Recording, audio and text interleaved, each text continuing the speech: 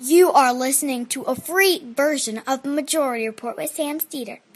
To support the show and get another 15 minutes of daily program, go to majority.fm, please. The Majority Report with Sam Steeder. It is Tuesday, February 26, 2018. My name is Sam Steeder. This is the 5-time award-winning Majority Report. We are broadcasting live steps from the industrially ravaged Gowanus Canal in the heartland of America, downtown Brooklyn, USA. On the program today, Donald Trump arrives in Hanoi to de-nuke. Meanwhile, Cohen arrives on the Hill to nuke Trump. Today, a private Senate hearing. Tomorrow, a public House committee hearing. On Thursday, private hearing with the House Intel Committee. Meanwhile, Sanders explodes fundraising records. $10 million now over the first, really less than a week. Department of Homeland Security, Customs Patrol, Border Patrol to get grilled by Dems. The Senate will vote against Trump's state of emergency with the help of a few panicked Republicans. U.S. adds sanctions on Venezuela as Mike Pence insists the U.S. will stand by freedom. And Oakland teachers continue their strike. Supreme Court to take another look at that silly separation of church and state thing. Today is a special election in New York City for the public advocate. Go out, vote for Nomi Konst. And lastly, the Interior Department has issued 1,700 waivers to post-BP disaster safety rules. Enjoy your seafood while you can. All this and more on today's Majority Report. That's right, ladies and gentlemen, particularly for you pescatarians. Oh, yeah.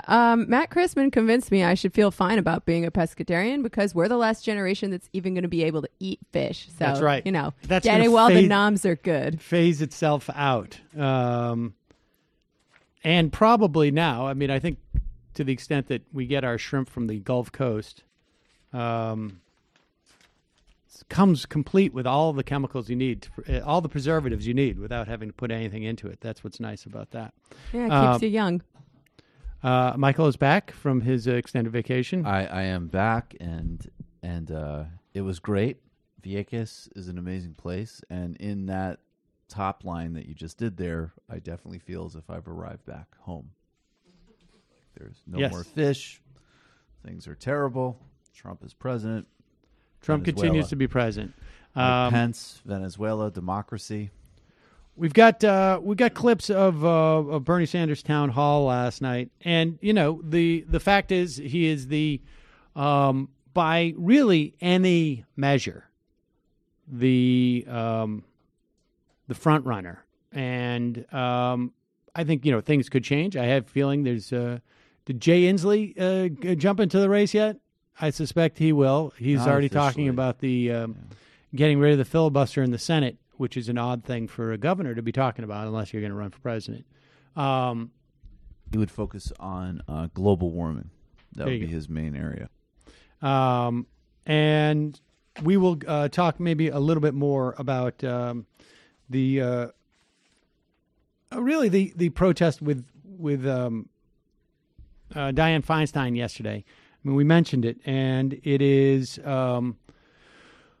it's garnering perhaps maybe a little more attention than people would have anticipated, but it is, I think, it clearly is indicative of something that has struck a nerve, and because as we get closer to the potential of defeating Donald Trump and perhaps taking the Senate in 2020, climate change is going to reemerge as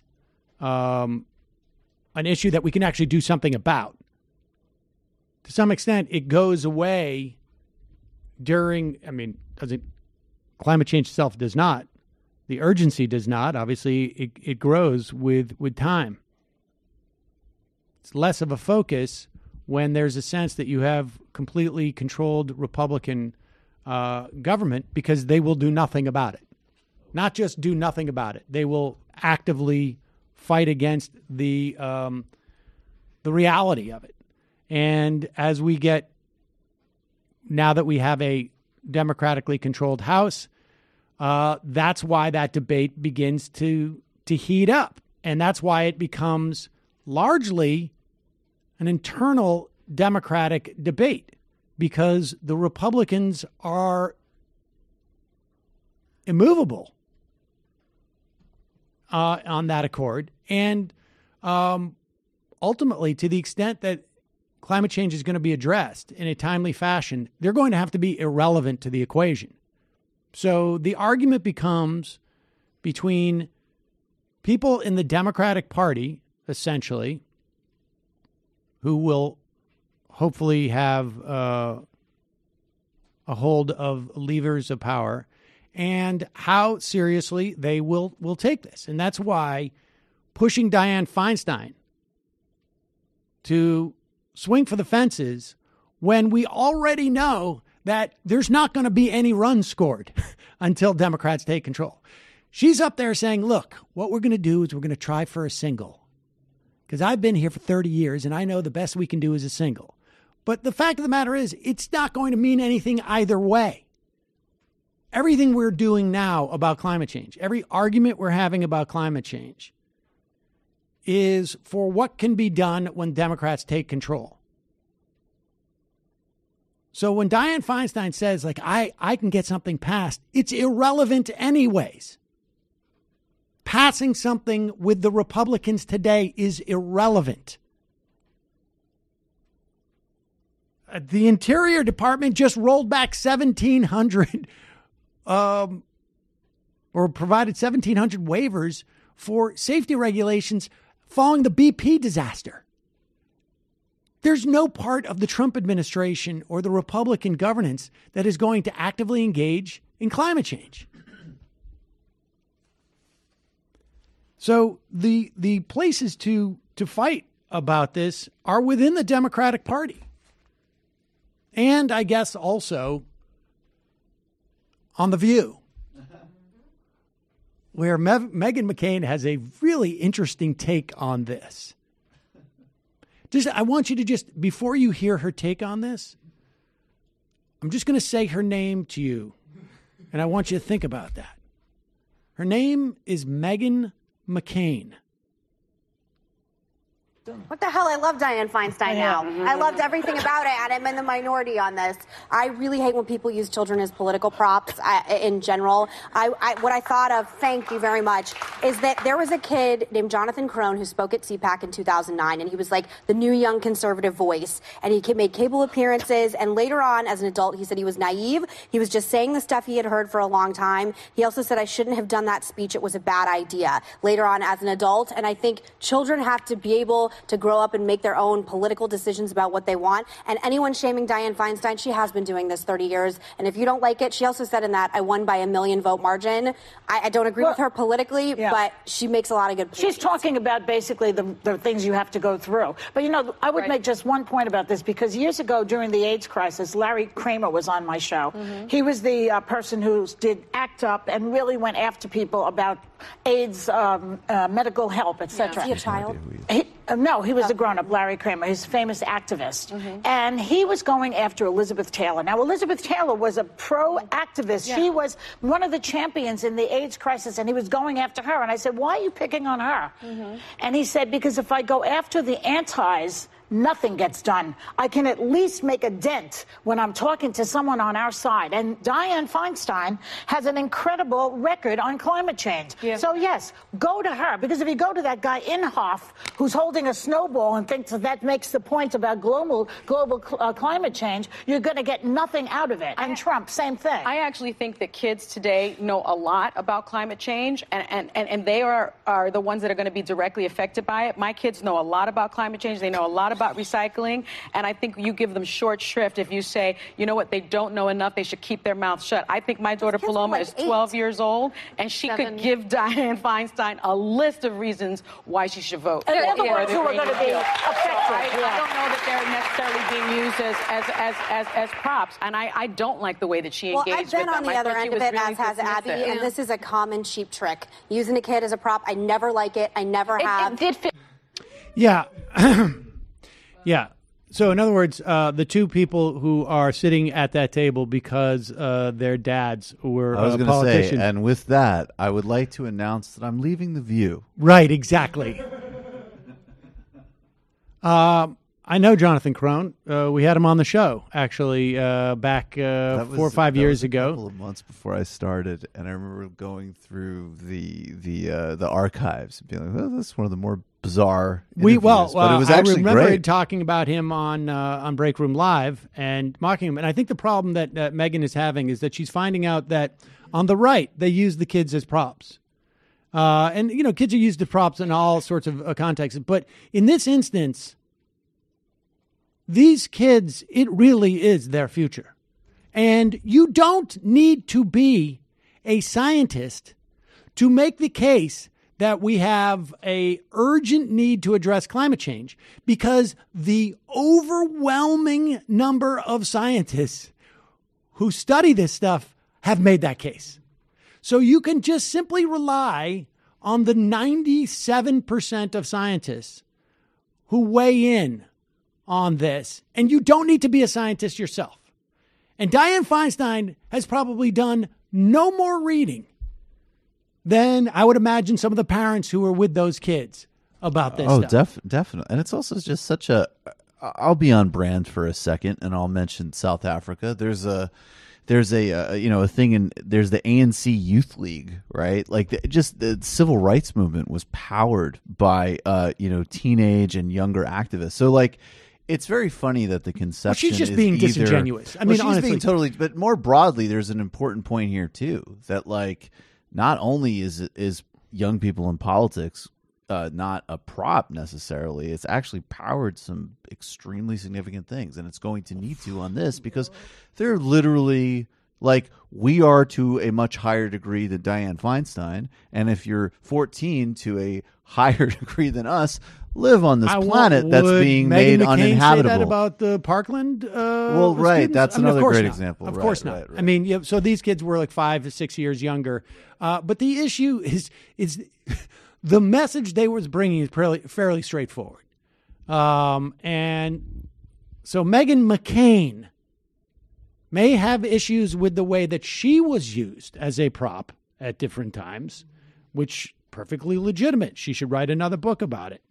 But I would love to read that book. Good for Joy Behar, too, for making the point that you protest people you have leverage with.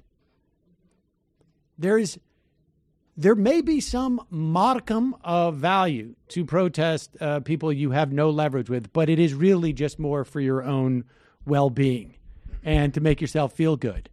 But you protest on issues where you want legislation with legislators who, on some level at least, are within the ballpark of needing to listen to you. And all of the things or that are Diane, supposed to at least pretend that they have to listen to you, right? Well, I mean, Diane Feinstein did not like to be in that situation, even if she's not going to run for re-election or whatnot. But the bottom line is she feels some pressure from that, because somewhere in her social circle, somewhere in her political operation, there are people who are susceptible to that type of pressure. And if she wasn't, she would have just locked the door and not had them come in at all. Yeah. And so they feel the pressure certainly more from there, than had they gone down to Jane Inhofe's office. Definitely. And, there's a certain amount of some psychology in it. Otherwise, she just, Diane Feinstein can't possibly be like, I just got to watch my back as a re-election. Diane Feinstein also, in the ways where everybody's sort of praising her for breaking down supposedly how the world works to these kids, is indicting why the world as it is constituted does not work. I've been here for 30 years and we've done nothing on this. Incredible. That is the most and I do have to say, this is a pernicious problem with Democratic Party leaders, because unfortunately Republicans have accomplished a lot, for destruction. But you have all of these Democrats running around saying, I've worked on this for decades. Well, okay, let me apply a little market logic to that. Right, exactly. Yeah, think about your life. Think about your choices. Folks, do you remember 1989? I do. That was the year the World Wide Web was invented. We've come a long way since then. So why does it feel like the software you use every day at work is stuck in the past? Take a leap into the future by finding the right software for your business on Capterra.com, the leading free online resource to help you find the best software solution for your business. With over 700,000 reviews of products from real software users, Capterra has everything you need to make an informed decision. Search more than 700 specific categories of software, from project management to email marketing. No matter what your business needs, Capterra makes it easy to discover the right solution fast. I don't have it up in front of me right now, but I literally go onto that site just to think about other jobs that maybe I could get. I remember. It has. We've discussed this. You're like, oh my God, I could manage a ballet studio. It's true. I would say, I don't know that I really am well suited for a ballet studio per se, but I think they have they have software for every. These are just the categories. They have church management research, event management research, field service, HR, finance, legal, medical, nonprofit, marketing, retail. Field service. I don't even know what that means. CMS, CRM. They probably have both. Check it out, folks. Any type of software, any type of business you have. If you're thinking about starting a business, it gives you ideas based upon, and what it basically does is it's just a clearinghouse for all sorts of different software for these companies, organized in such a fashion you can find it quickly, and reviews for each one of the different softwares for that industry. Visit Capterra.com/majority for free today to find the right tools to make 2019 the year for your business. Capterra.com/majority. That's Capterra, CAPTERRA.com/majority. Also, as you know, hiring is challenging. Managing is challenging too. Just keeping track of different people's schedules. Very difficult. You know that? But there's one place you can go where hiring is simple, fast, and smart. A place where growing businesses connect to qualified candidates. That place is ZipRecruiter.com/majority. ZipRecruiter sends your job to over 100 of the web's leading job boards, but they don't stop there. With their powerful matching technology, ZipRecruiter scans thousands of resumes to find people with the right experience and invite them to apply to your job. That's what happened to Brendan. That's how he got here. As applications come in, ZipRecruiter analyzes each one and spotlights the top candidates, so you never miss a great match. ZipRecruiter is so effective that 80% of employers who post on ZipRecruiter get quality candidate through the site within the first day. We got a bunch of people I interviewed. I interviewed from that day, as well as, I think we were up for 2 weeks. Literally. I think we had 150 people that we looked at. And ZipRecruiter allows you to organize it. It's made it super easy. Right now, my listeners can try ZipRecruiter for free at this exclusive web address, ZipRecruiter.com/majority. That's ZipRecruiter.com/majority. ZipRecruiter, ZipRecruiter.com/majority. ZipRecruiter, the smartest way to hire. So it was announced well, I guess we had mentioned it and sort of teased it yesterday, but the full numbers came out yesterday in terms of Bernie Sanders fundraising. And the reason why, we're getting stuck on this and I don't know, we're talking about it too much, but Bernie is clearly the fundraiser. I mean, excuse me, the front runner. And the real question was going to be that I think a lot of people had, at least in some quarters, how much of Bernie's support was a function of him being essentially the only other candidate in the race with Hillary Clinton. Yes, Martin O'Malley was there, but he did not necessarily have the charisma or the foundation to make a name for himself in that race. And so the real question is how much was Bernie Sanders a reaction to Hillary Clinton, or how much of it was proactively Bernie Sanders? He got 43% of the vote in the primary election. And look, if we had a presidential election where one candidate got 55% of the vote and the other one got 43% of the vote, that is a landslide.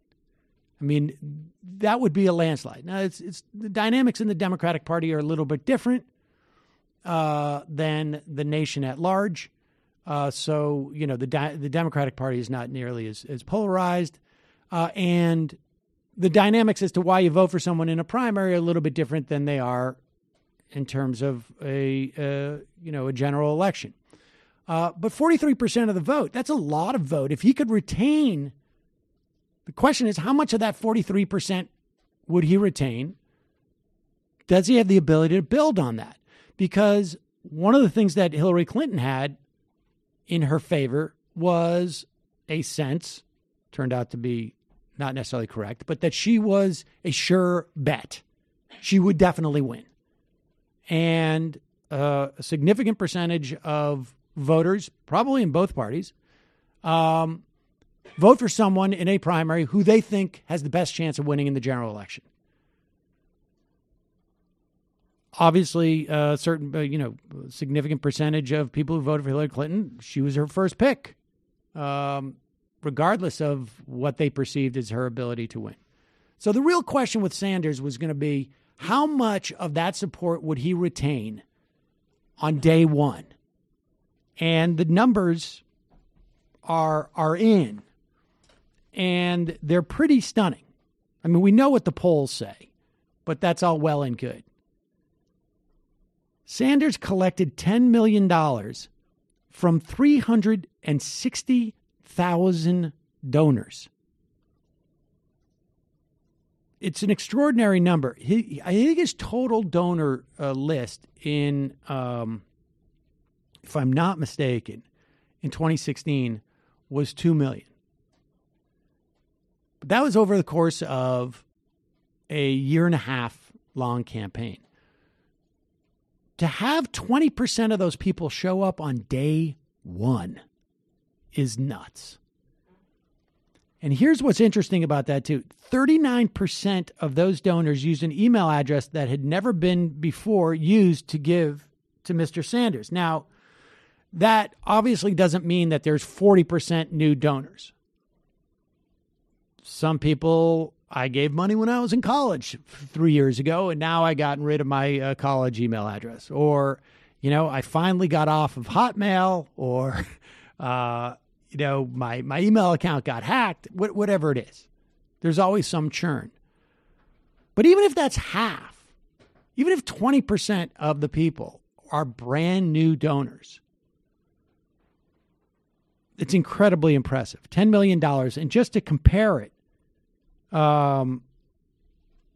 Sanders got $230 million in his 2016 primary. So he has already gotten about 5% of that total. A little bit less, maybe. But significant portion of those people committed to almost 50,000 donors have agreed to give Sanders a reoccurring donation. Oh, yeah. I signed up for $6 a month because I'm a bro. Well, there you go. $1 million a month each. So there's another almost, $15 million off the top. I mean, it's pretty stunning. So you start off in the first week with already essentially having raised 10% of your total from 2016, which is it's stunning. Elizabeth Warren, 20 times what Elizabeth Warren did on her first day.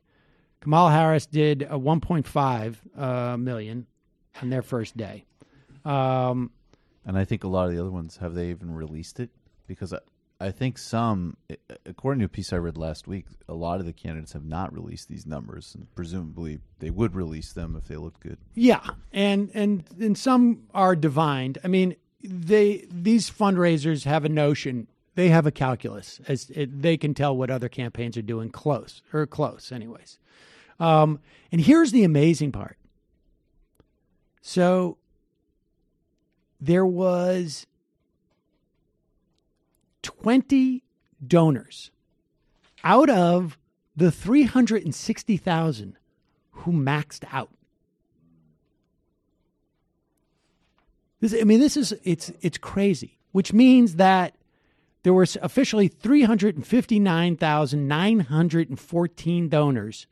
So 359,894 can give again. And I just want to say two quick things. One is well, I'm not going to say it's petty. I'll just say you owe me $5 from the bet with Perrine when I predicted Bernie would run, and you did not. Yeah, all right. But the second, more important point, I think, is I think Bernie's campaign so far, and I know we'll get to it, has been, I think, certainly not from like places like MSNBC and CNN mostly, but from people like Bill Fletcher Jr. as an example. There was valid criticisms of Bernie, which I think they're responding to. And I also like the idea that even that he's told his supporters like to basically be chill online, right, which I think is good for him. We'll get to that. But I just want to say that I guess the big takeaway, though, is like, this is also just like, listen to what people say. People are excited about this guy because of the agenda. I mean, there's a reason there's durability here. Yeah, and I think this is at least indicative that his the support for him was not merely a reaction to Clinton. Surely some of it was, and other people are going to go to, some of those former Bernie supporters are going to end up going maybe to other candidates. Who knows? I mean, the question has been, how much of that 43% would he retain? Could he build on it? I don't know that you need to build on it in a race this big. With this many people. Also, it's a historical tragedy for Hillary Clinton, but I feel like she actually had both experiences, because I think in 2008, it was about, like, there wasn't really any difference between her and Obama in terms of policy, but it was like, we need something really different here. And also Iraq was a really big deal. But It was very stylistic. It was very generational. It had a lot to do with where you stood. And don't forget, because her campaign then under Mark Penn was, they put out a memo saying, like, Barack Obama, like Indonesia as a kid, save that for 2040. Like, they ran on some very nativist stuff. But I think 2016 was definitely the real sign coming out of Black Lives Matter and Occupy and the living wage movements. Like, no, you got to start delivering for people. Yeah, and I think a lot of young people who supported Obama in 2008 are supporting Bernie for a lot of the same reasons after being very disillusioned by Obama. And I think we'll have a better sense of that as we go on. But clearly, what is, I think these numbers have got to scare you if you're working on another campaign. There's just no two ways about it. I can only imagine right now what Howard Schultz is sitting in a bunker somewhere, surrounded with people who are making millions of dollars to tell him that he can win. saying, soon we'll be having I've conversations got to do this. I've got to do this. Teal about like actual bunkers, and it's going to be very disturbing. Get me another double espresso. We're going to do this. I need a thinking session. So $10 million in less than a week is super impressive. And then last night, Sanders did a town hall, and I was watching to see, because, it's funny. This wasn't quite February of 2015, but it was in the summer of 2015 when 2 or 3 protesters from Black Lives Matters basically rushed the stage at Netroots Nation. And I remember there was a lot of Bernie supporters who were upset about this. And from my perspective, and I think we shared this when we were talking about this, Michael, was that this was a good thing for Sanders because he clearly had very little experience in speaking to the concerns of African Americans in this day and age. And it was early enough in the campaign where he'd have the opportunity to adjust. And I don't know. And while I think to a certain extent he probably grew a little bit in that respect, I don't know that in the context of the campaign that he had enough time to understand. I mean, I think, look, he has a very good record in terms of civil rights, but I also think that we're in a different era and there's different sensitivities. And so this was, I thought, one of the best answers he gave, at least in the context of this question last night. There was another question where it was slightly addressed where I don't think he did quite as well. But this one I thought he did very well, and I'll show you why, too. To an important question. We have a question from Noel Osama. He's a policy analyst here in Washington. Thank you, Senator Sanders. There's a deep sense of mistrust for you by some within the African American community. Many feel you undermined Secretary Clinton after her nomination by not showing enough support, and which contributed to President Trump being elected. Along with that, many also feel that you are at times racially insensitive, and by virtue of your background, don't reflect their experience enough. How do you address these concerns, and what's your approach to winning their votes? Well, first of all, I reject the first premise that you made. I knocked my brains out. In fact, I just saw a letter today from Hillary Clinton, which said, "Thank you, Bernie, for working so hard in my election." All right. We went to state after state. I think we had 35, 40 rallies in all of the battleground states. So I do not accept for one moment that I did not do everything that I could. And then people say, well, some of your supporters voted for Trump. True. But some of Hillary's supporters in 2008 voted for McCain. That's the reality. More of those did that than voted for me. Now, on the second point, okay? Pause it for 1 second. I just want to add in here because this is going to come up in a different story. Apparently, over the course of the 3 months after the nomination to the election, that would have been October, September, and August, he did 39 rallies, 17 rallies in the last 7 days of the campaign. So that's pretty substantial number of rallies. It worked quite hard for her. But let's continue. Well, people are mad that he ran it all. That's the reality. More of those did that than voted for me. Now, on the second point, okay, we ended up winning among younger people more votes from young African Americans, Latinos, Asian Americans, Native Americans than Clinton and Trump combined. All right.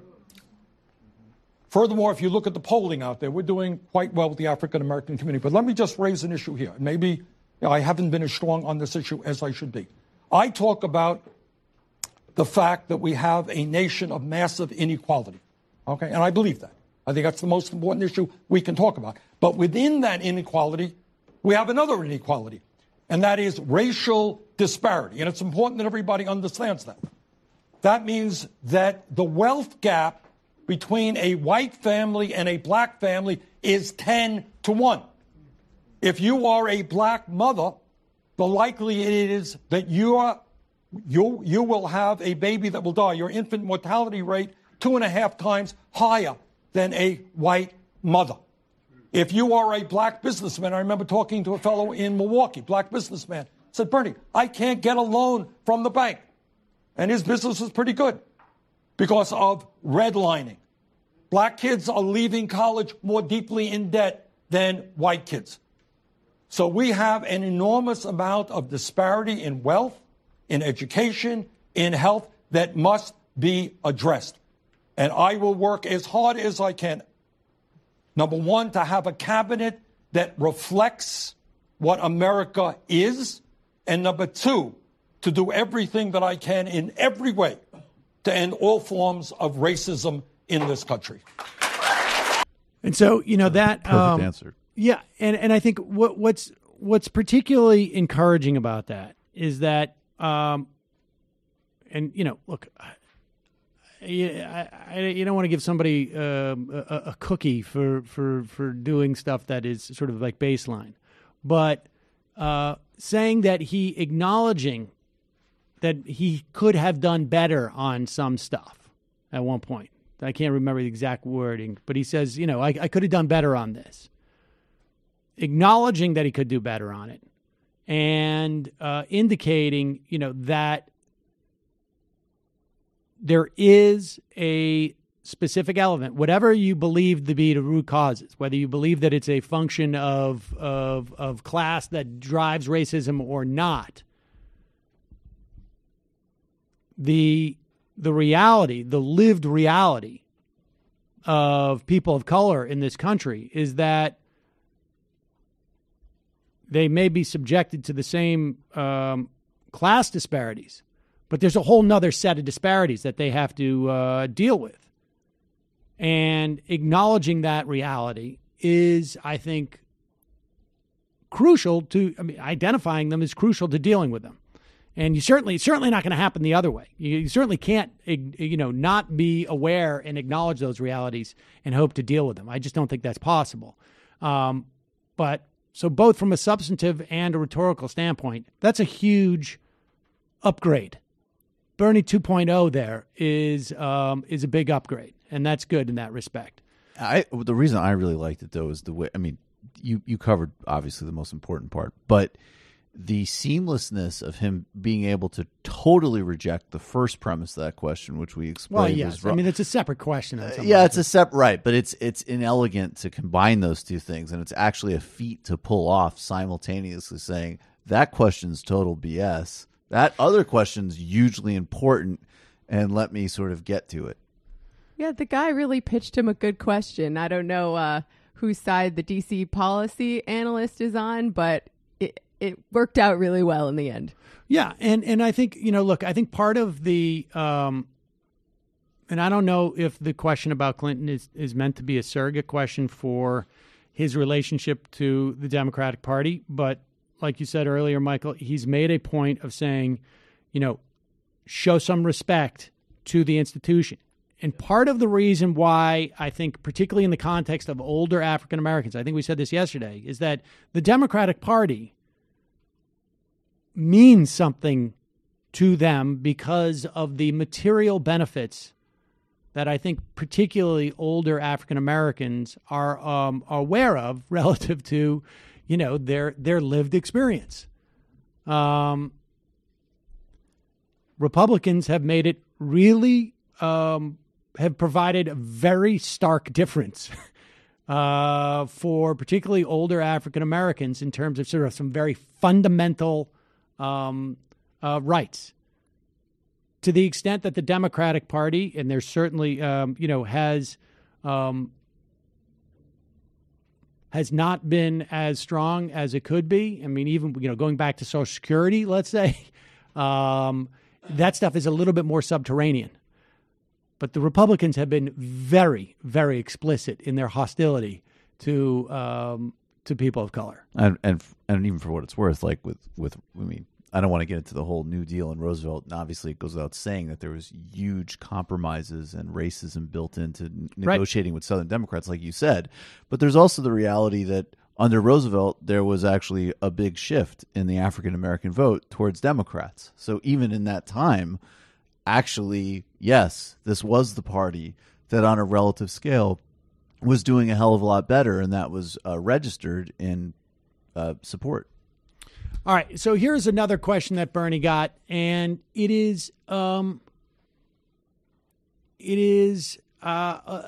similar question. It came earlier. It is, and I think he didn't do as well with. He did well with part of this question, not so well with one of the premises, and so there were a couple of stories of what appeared to be narrow instances of sexual harassment on the campaign in 2016.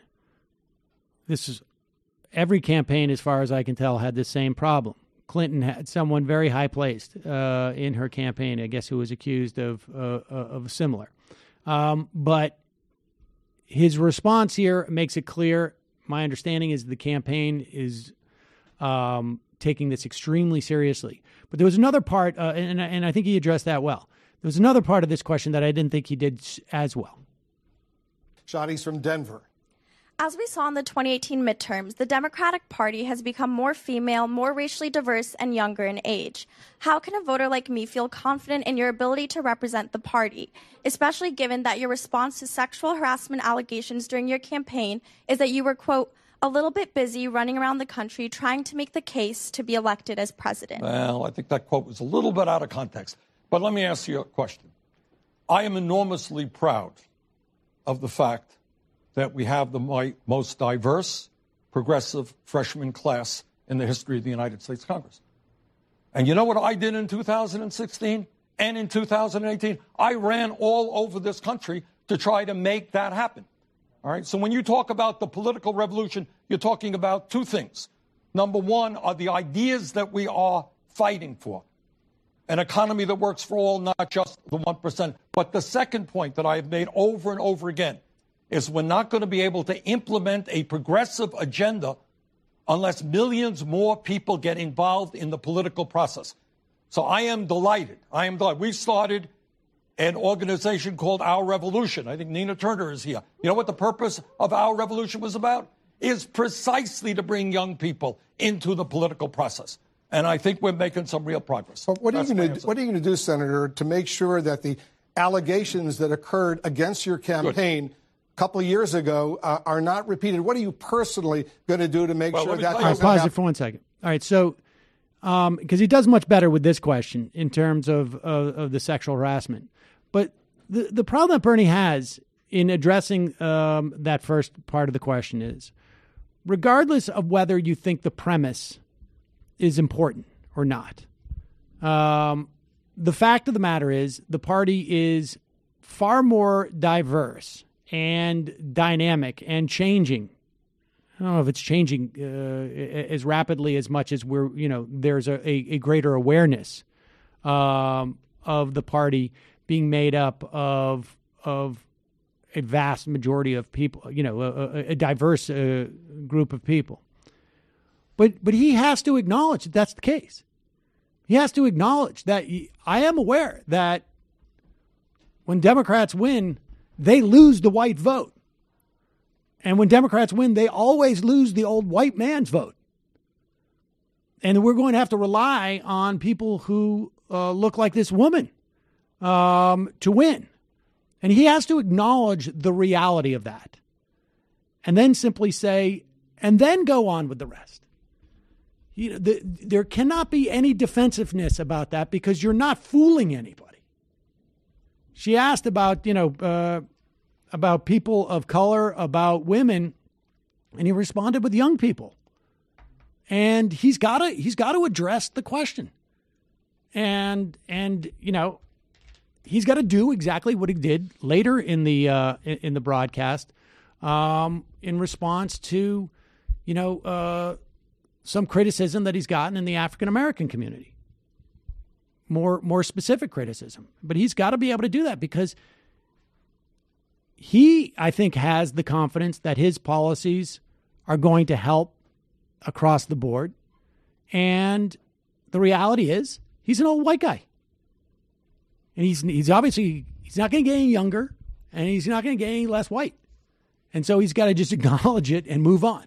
And but for, day 2 of the campaign or day 6 of the campaign, I think he's in pretty good shape. And then this, I think, was very good because they clearly have a specific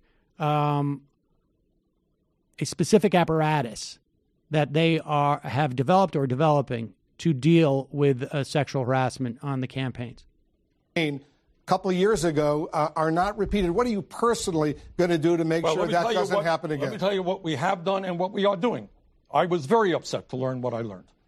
When I ran for re-election in Vermont in 2018, we instituted, I think, maybe the strongest protocols against sexual harassment, and that will be the protocols we bring into the 2020 presidential election. Every employee of mine in this campaign will get significant amounts of training to understand what sexual harassment is about.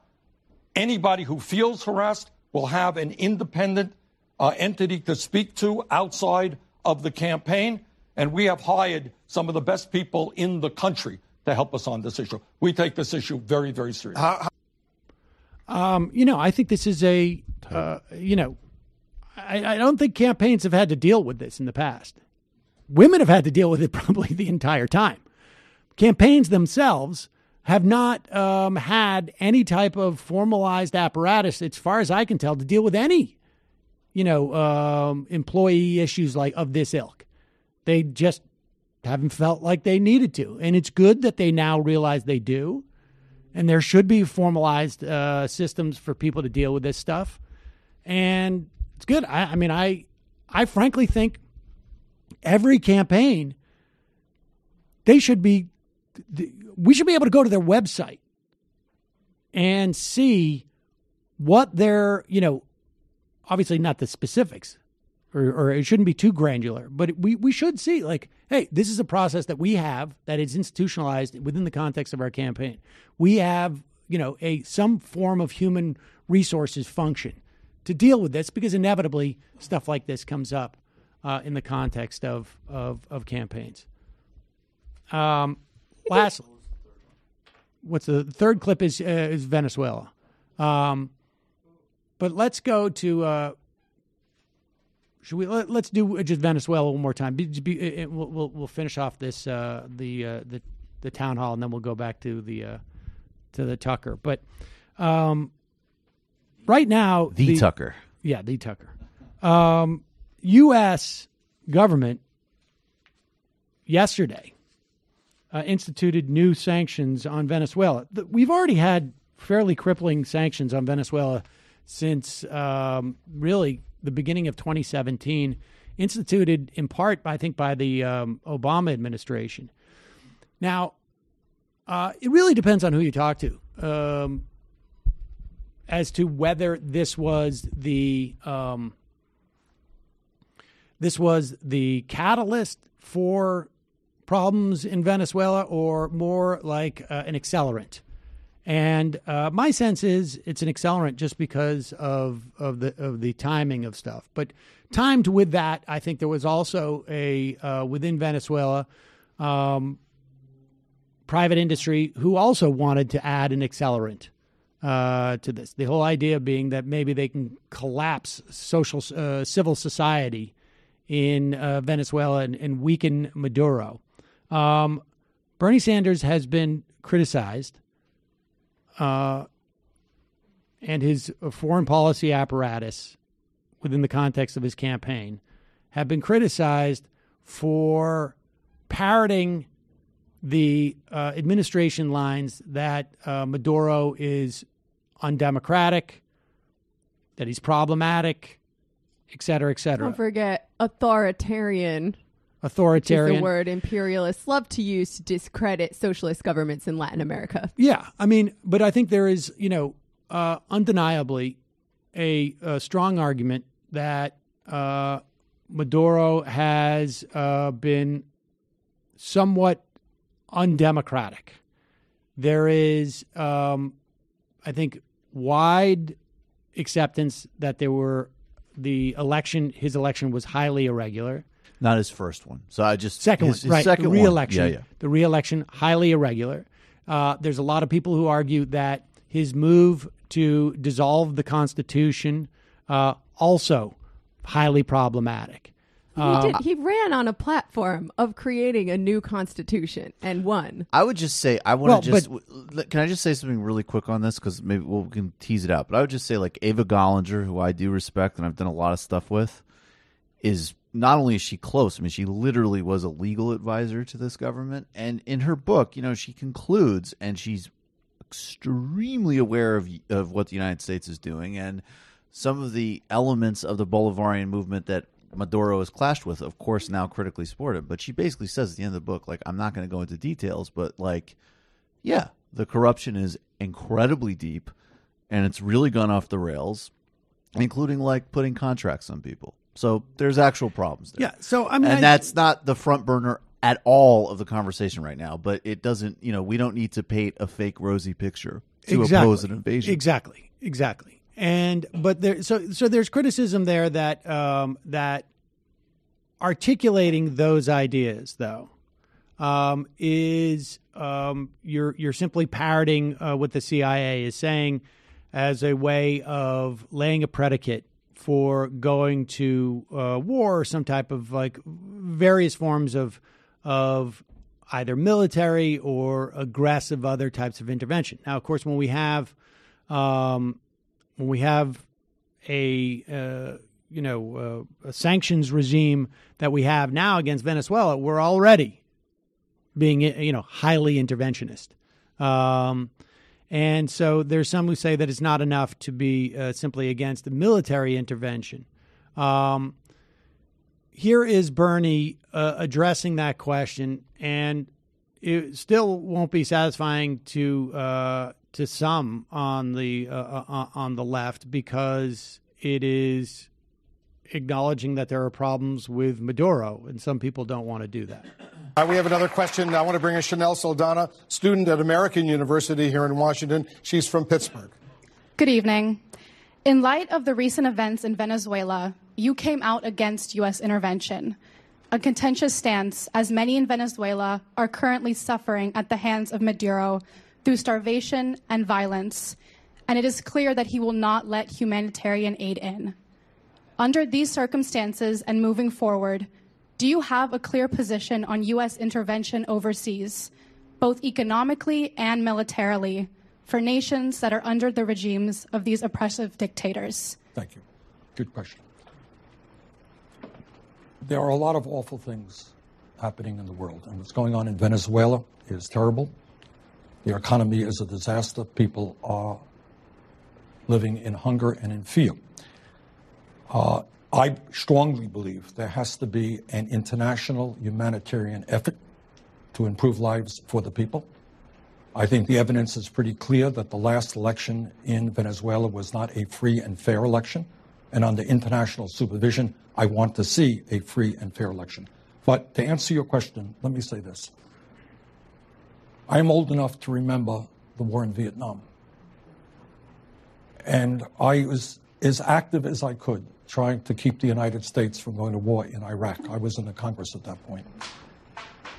And I am very fearful of the United States continuing to do what it has done in the past. As you know, or may know, the United States overthrew a democratically elected government in Chile and in Brazil and in Guatemala and in other countries around the world.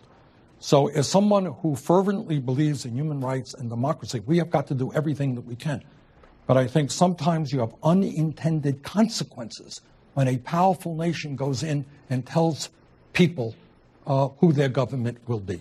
So my view is that whether it is Saudi Arabia, which is a despotic regime, or whether it is Venezuela, I think we have got to do everything that we can to create a democratic climate. But I do not believe in U.S. military intervention in those countries. Why have you, Senator, why have you stopped short of calling Maduro of Venezuela a dictator? Well, I think it's fair to say that the last election was undemocratic, but there are still democratic operations taking place in that country. The point is, what I am calling for right now is internationally supervised free elections. I mean, I don't know how much better you could answer that question, or I should say from my perspective anyways. I mean, the idea that you can both say that like the situation there is bad. It is hard to get, it is hard to trust international efforts now. I mean, particularly in... you cannot trust that aid convoy. That aid convoy is absolutely a Trojan horse for military intervention. U.S. aid is just the CIA and has been condemned by the Red Cross for being too politically compromised. But even an international response now is somewhat suspect because of what took place in Libya. But the problem is... Thank you, Marco Rubio. Oh, yeah, it's not like one of our own lawmakers tweeted a direct threat to kill Maduro. Right. And let's be clear. The mandate from the UN had nothing to do with regime change. And to a certain extent, we may have, by blowing through the UN mandate, destroyed the ability for the UN to sort of respond in a measured fashion in these instances. And my support at the time for the Libya bombing anyways, was predicated on the idea that the UN had determined that there was an immediate narrow threat to of a genocide, of a mass killing in Benghazi. But when essentially the Western forces, the Allied forces, overstepped that mandate, we lost China and Russia for future attempting to stop like an imminent threat. I don't think there's anything like that in Venezuela. Right. Certainly there's no threat to us. Well, but I don't think there's... No, I just think it's just, I know you're not saying this, but just because of how the propaganda machine is, it's like the harshest critique of Maduro that's based in reality is not even... It's in a just totally different universe than what was being alleged to have happened in Libya. I don't see how anybody could look at what's going on in Venezuela as like as more oppressive than what's going on in Saudi Arabia every single day that we don't talk about. Or frankly, more oppressive than what's being wheeled out, frankly, by Bolsonaro. Right. And also what's going to be more oppressive than, unfortunately, a very right-wing opposition. I mean, I think this is another thing, too, that people also just need to get used to. Situations where it's not like this isolationist, oh, it's over there, whatever, don't think about it. But there are definitely scenarios where there's no morally satisfactory outcome. And in some ways, the American need, I think that like, oh, well, what's our answer to this is problematic in and of itself. This is because our answer is always coups and invasions and in Latin America, right-wing dictatorships. So why don't we just ease out of this? And if you want to, as a citizen or in the actual NGO sector, try to have solidarity and support, great. I mean, people are still traveling to Venezuela now. This was the same what we heard in Syria from like 2011, maybe 2012 for 3 or 4 years. And the answer is that just because something is broken does not mean that the United States can fix it. In fact, and this is the sort of the more sincere response to it, right? This is the less cynical version. Like, there's no intent for the United States to fix it. The intent is for the United States to have hegemony over the situation. Oh. But even if I was to take like the most sincere thing, which is that we want to help people, sometimes you just can't. A finer point I'd like to see put on it, and the CNN town hall probably not the place for it, and I do think Bernie would be the best on this issue, but he talks about military intervention, and what about covert intervention or the CIA? Like, what about you as the president are you going to do to get the CIA under control? Well, the real response should be, we're not going to intervene. We're not going to intervene militarily. We're not going to intervene, covertly. We're not going to intervene with the sanctions regime. Now, the problem with the sanctions regime is that there may be times where you would want to use sanctions, right? I mean... Yeah, in very targeted ways. I mean, the ones on Venezuela have been unremittent and punishing, and they have tried to... And I'm unclear, as to why. Well, then they can say it's a failed state. Well, I mean, yeah, Socialism doesn't work. I mean, there's no doubt. I know that. But Well, I'm saying, like, I don't understand, like, what is the argument that we're trying to, like, what is ostensibly the justification? Well, the ostensive justification, even under Obama, has been that Venezuela is some, like, unique rogue. Yeah. Right. And that's insane. And it was obviously under Chavez, it was, I mean, again, not that he didn't have his problems, but he absolutely not only won his elections, he crushed them and was he hugely also popular. Was putting low-cost heating oil into the Northeast as some type of and Trojan giving horse. no-interest loans to Haiti and helping people in the Caribbean. And that's That's where gotta stop. people do need to look at it and be like, no, obviously that's the part where, and I think actually, and I forget who made this point, it wasn't me, but I cannot recall the name. I think there is something with the illegitimacy of capitalism or whatever, you know, a certain kind of faith in our system at home, and the way Trump is going to Miami and pulling up all of this like Operation Condor years politics, because it's not just Venezuela. I mean, if they go into Venezuela, there's talk about pushing to Cuba.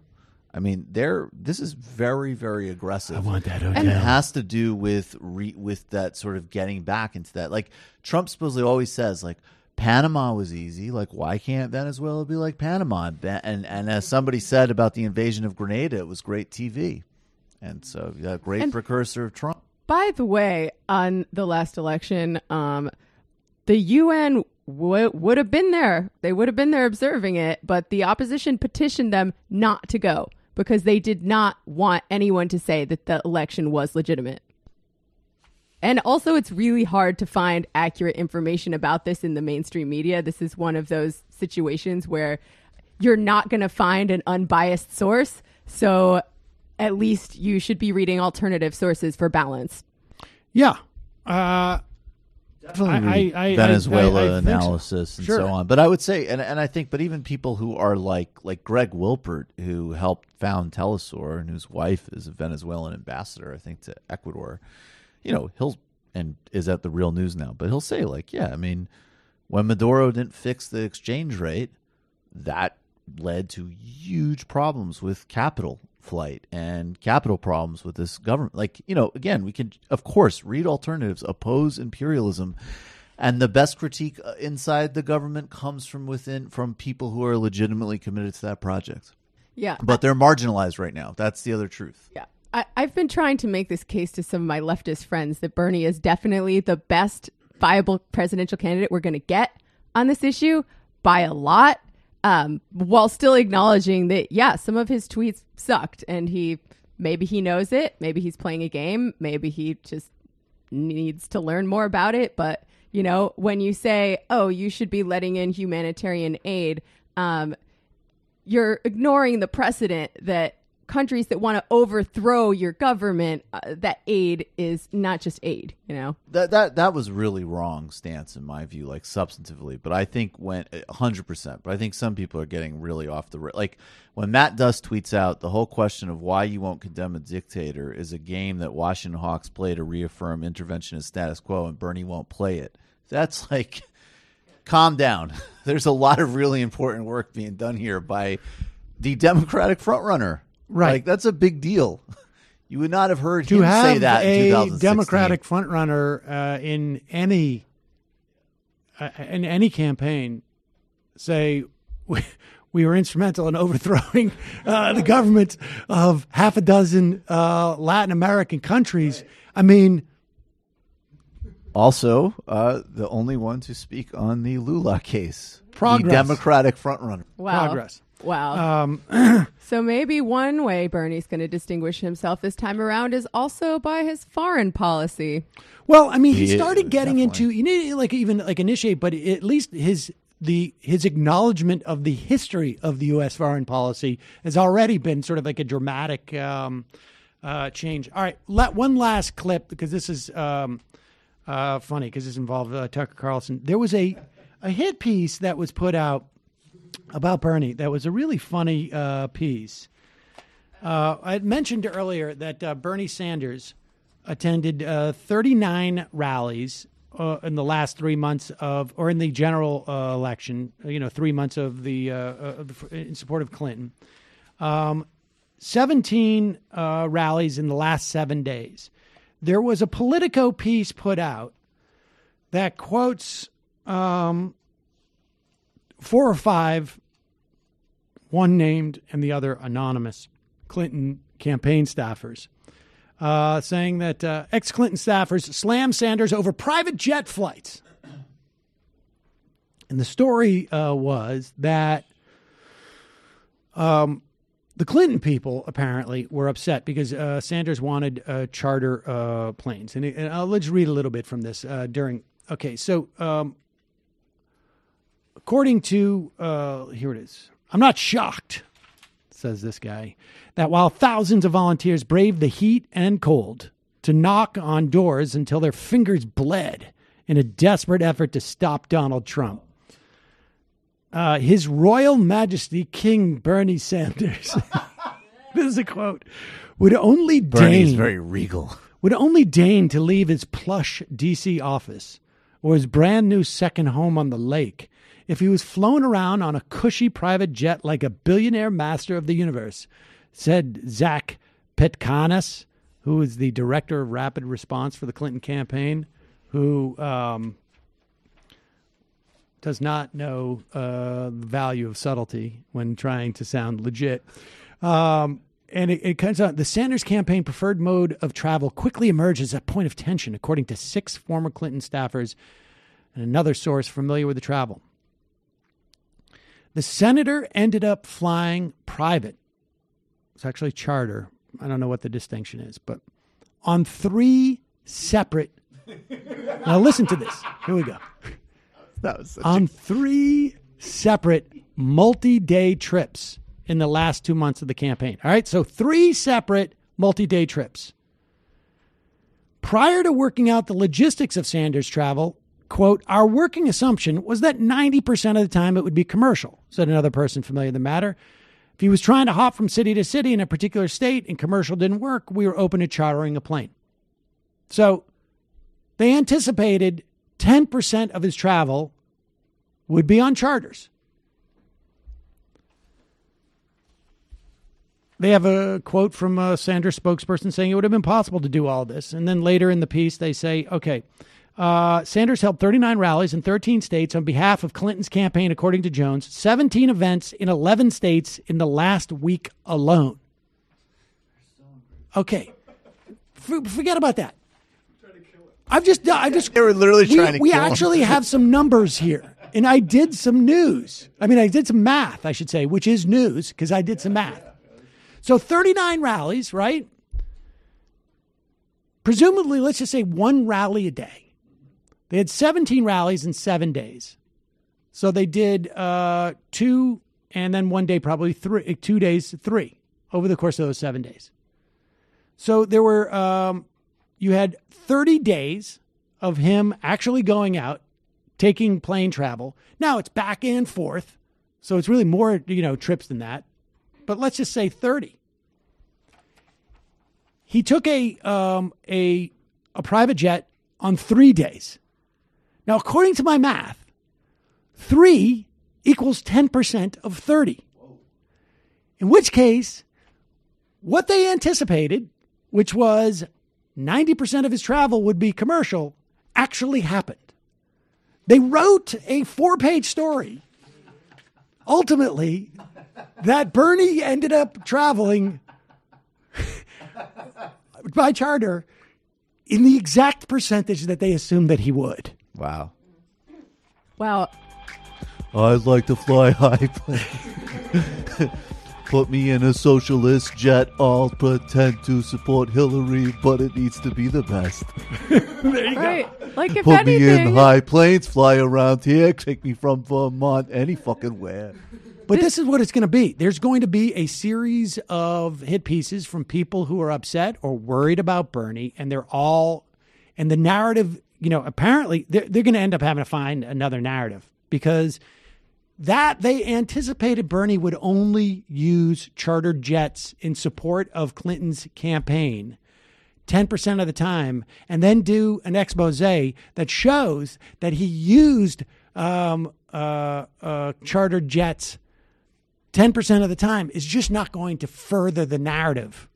Well, it's great that there are so many conflicting narratives against him, right? Because he's being attacked by the right and the center, and they don't tend to work together, those two sides. So, like, if anything, this is going to help him in the primary with people who are concerned that he didn't help Hillary enough. Indeed.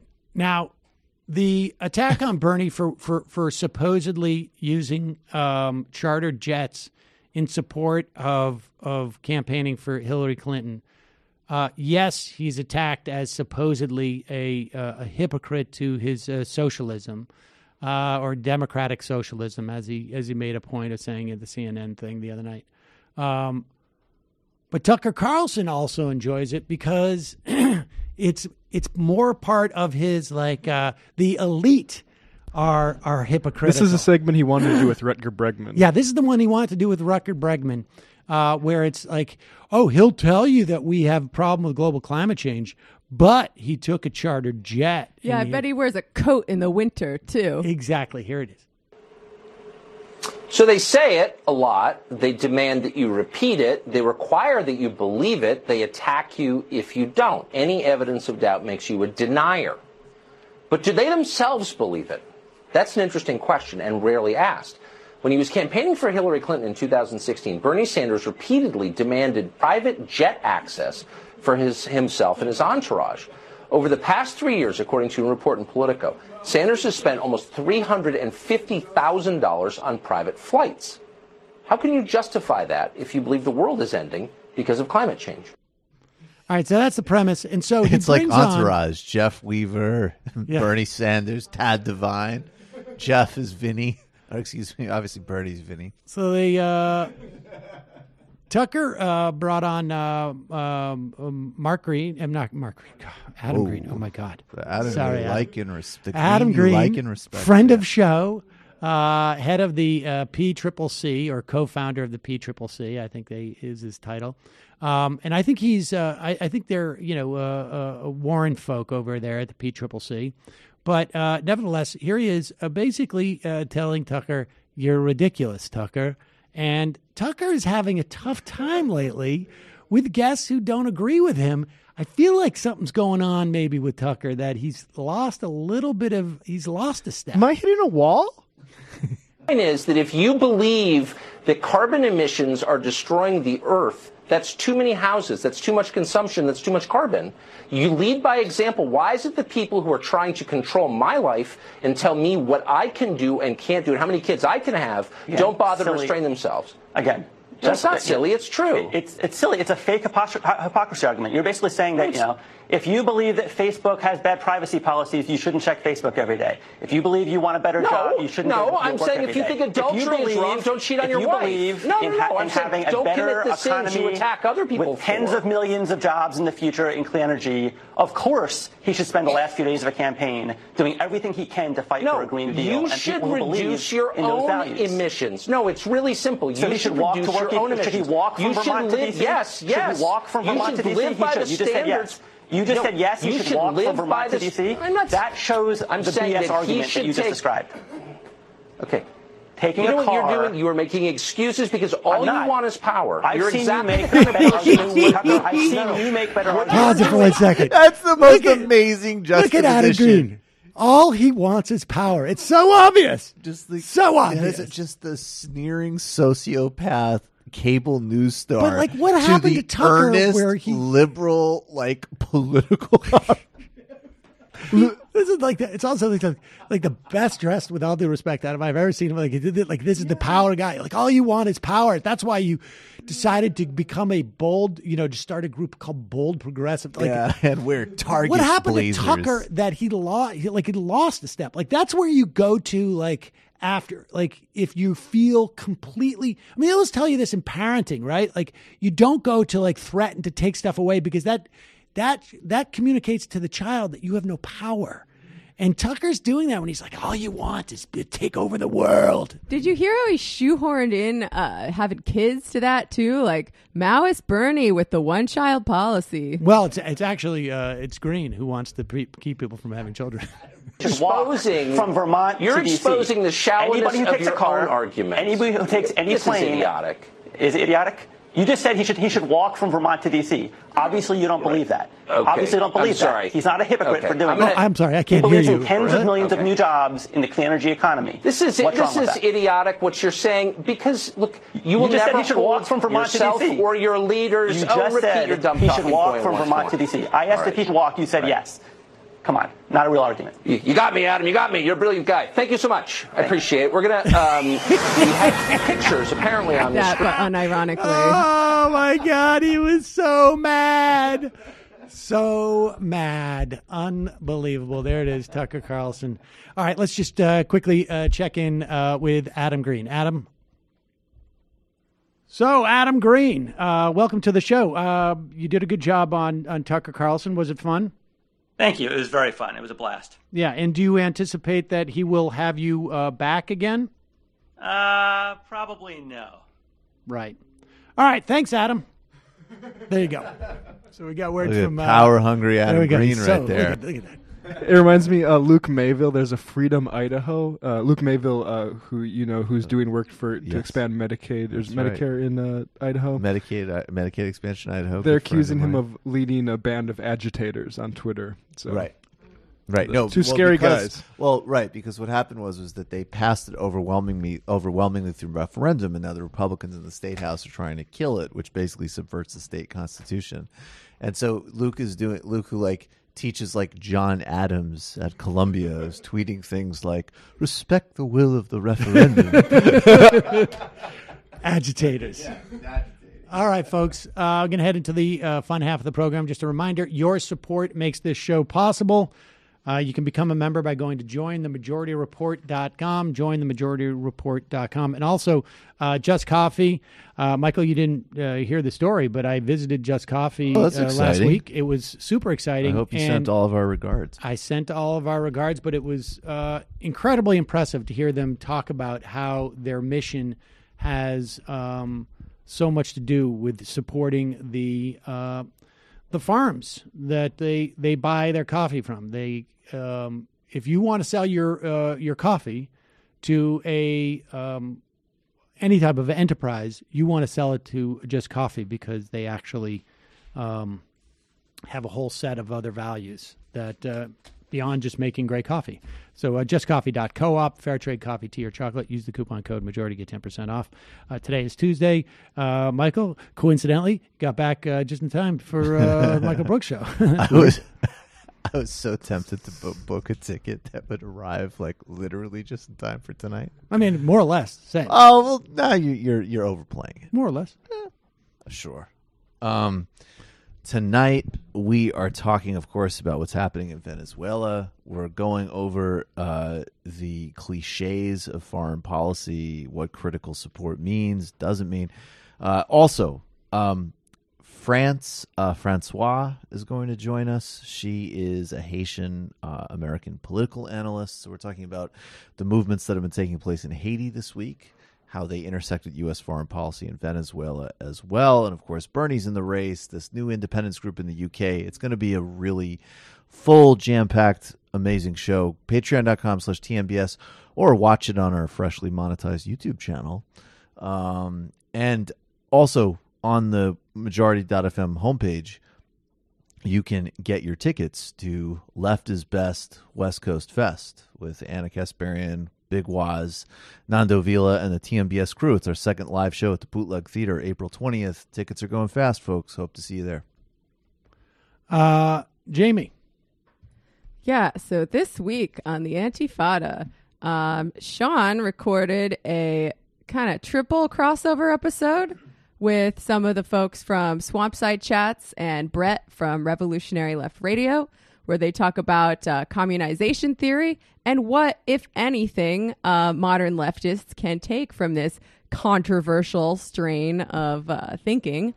We also have an episode with Corey Pine that's out now that is still quite good. And, you know, I don't want to take all the credit, but right after we released this episode, wherein we make fun of Jeff Bezos, his dick pics, his bad labor practices, the Amazon HQ2 deal was off. So, you know, correlation, causation, whatever.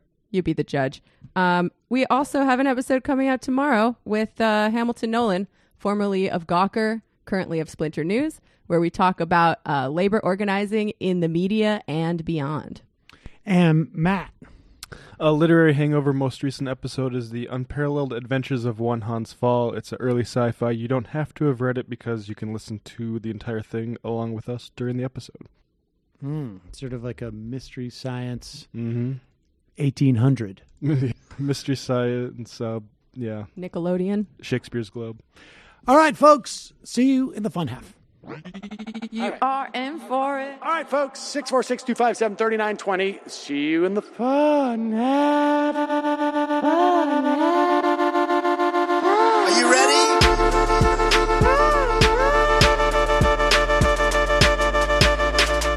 Who sent us this? Alpha males are back. Boys back. And the alpha males are back. Just as delicious as you can imagine. The alpha males are back. Boys back. And the alpha males are back. Just want to degrade the white man. Alpha males are back. I take all of it in my throat. Alpha males are back. Almost has what? The alpha males are back. You are a madman. And the alpha males are back. I am a total cunt. Can we bring back DJ Dannerky's song, please? Yeah, or a couple of them. Just put them in rotation. DJ Dannerky. Well, the problem with those is they're like 45 seconds long, so I don't know if they're enough of a break for people. That's fucking nonsense. Hey, folks, reminder. I do not have Parkinson's. And the alpha males are psych. Fuck them. Almost has what? What?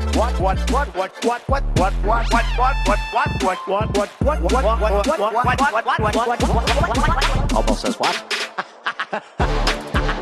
Hell of a lot of bank. Hell of a lot of bank. Hell of a lot of bank. Hell of a lot of bank.